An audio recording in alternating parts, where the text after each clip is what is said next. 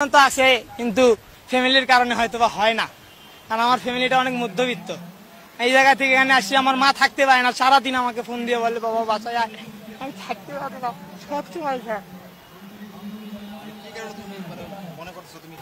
আমার ফ্যামিলিতে অনেক সমস্যা স্যার, আমার ফ্যামিলি মানে অনেক সমস্যা। বাপ থাকতেও নাই ধরতে গেলে। আমার বাবা বিবাহিত, বিয়ে করছে আর একটা ঢাকায়, সেই জায়গায় ওই মা বউকে নিয়ে থাকে, আমাদের কোনো গাইড করে না। এই কারণে আমাদের ফ্যামিলিতে অনেক সমস্যা। আমরা দুই ভাই এক বোন, বোনের বিয়ে হয়েছে, বড় ভাই আছে, সে ফুটবল খেলে কিন্তু ইনজুরির কারণে আর খেলাধুলা করতে পারে না। যে কয় টাকা আসে ওই কয় টাকায় মা আল্লাহ চলাচ্ছে হয়তো বা জন্য আমাদের সংসারটা চলছে, কিন্তু কেমন আছে সেটা আমি একমাত্র জানি।